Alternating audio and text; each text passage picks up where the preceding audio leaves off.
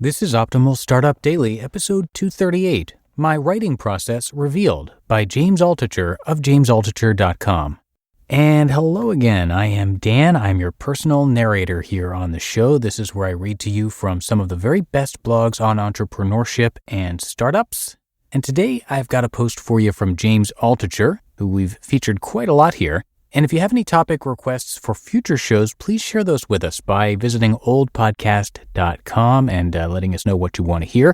That's oldpodcast.com. And with that, let's get right to today's post as we optimize your life. My Writing Process Revealed by James Altucher of jamesaltucher.com. I read from at least 4 different styles of books. I have coffee. I think, I list, I write, throw stuff out. Then, finally, it's around 6 a.m. and I begin. Here's the types of articles. 1. Pain. I think of a pain point in my life. Losing a lot of money, getting a divorce, being humiliated, being a bad father, being a bad friend or son or businessman. I start off with the most painful part, like, then there was the one day I lost $1 million. I'd like to start off as if it were mid-sentence. Then there was. Because no story has a true beginning, middle, and end. We're always starting in the middle. And then the pain gets worse and worse, and then I tell how I might have gotten better, or even worse. But even when it gets worse, you always know it must have gotten better because here I am, writing about it. 2. Annoyance. I get annoyed at something I read, like someone will write, "How to be an entrepreneur," and I read it and think, that's not what it's like at all. So I list for myself 10 things an entrepreneur needs to know. Then I start with a story. When I ran a company, the worst thing was when employees had sex with each other. And then I start the list of what an entrepreneur needs to know, and I make sure to tell a story with each item. Storytelling is everything. Stories are the bridge that facts and opinions travel over from one person to the next. 3. List. Sometimes I can't think of what to write, so I list something. Like the 40 ways I deal with shame. This is not a self-help list. This is a me-help list. Advice is autobiographical and nothing else.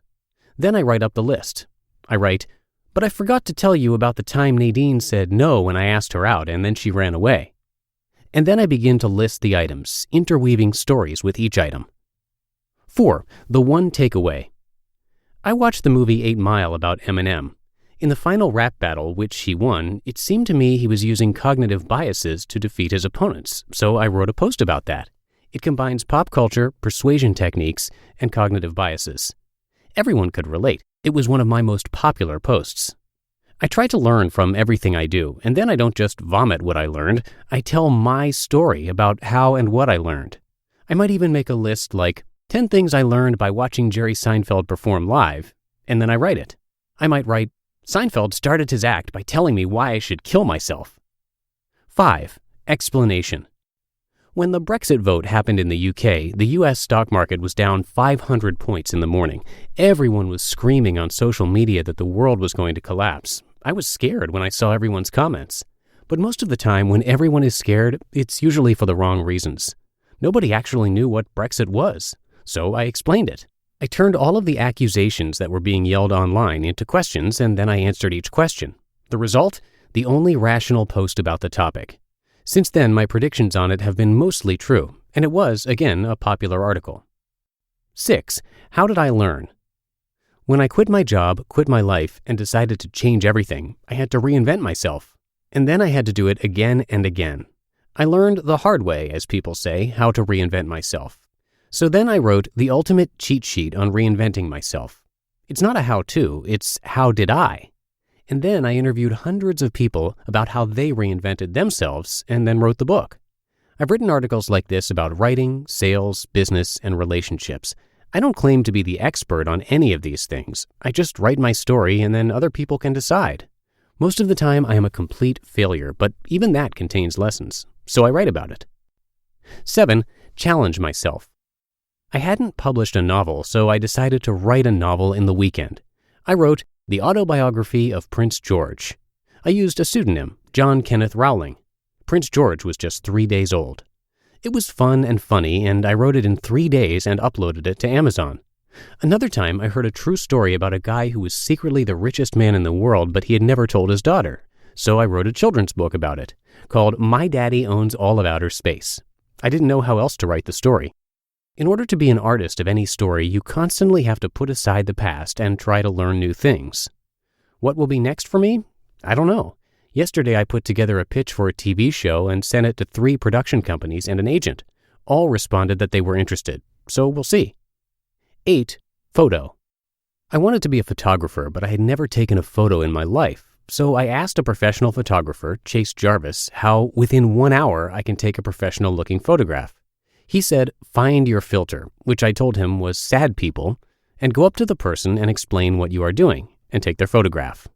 Since I also like to write, I often include the story of how I took that photo, how I approached the person, what I learned, how I got the photograph.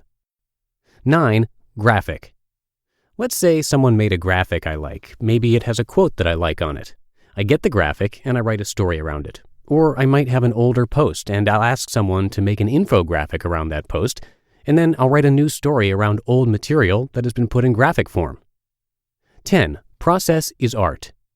First there's the art, but now process is art also. For instance, I love the cover of Reinvent Yourself, and I noticed many people were tweeting photos of the book.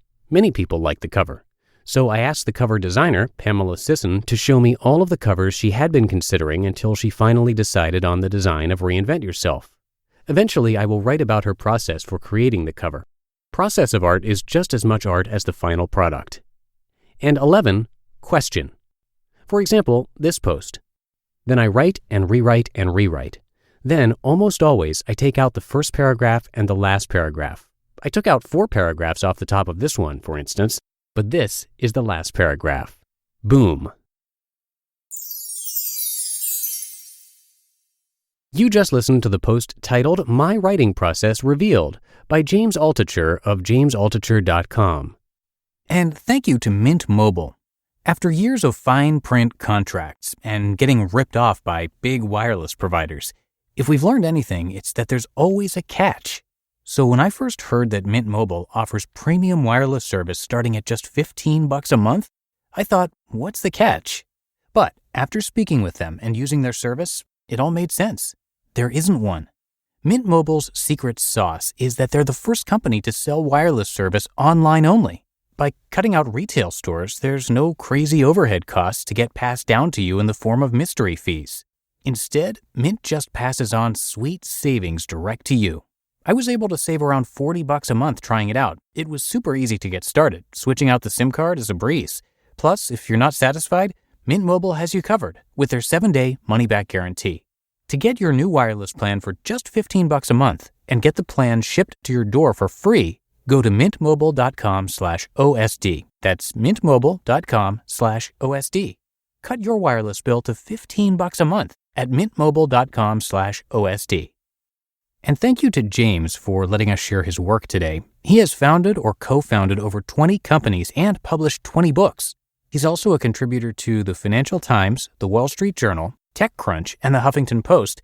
And you can hear him on his own podcast where he interviews a bunch of talented people. That podcast is called The James Altucher Show.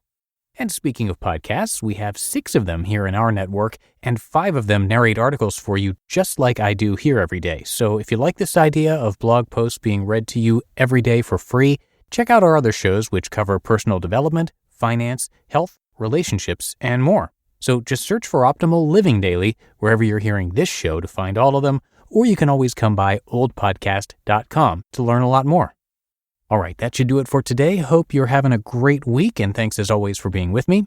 I will see you back here tomorrow, and that's where your optimal life awaits.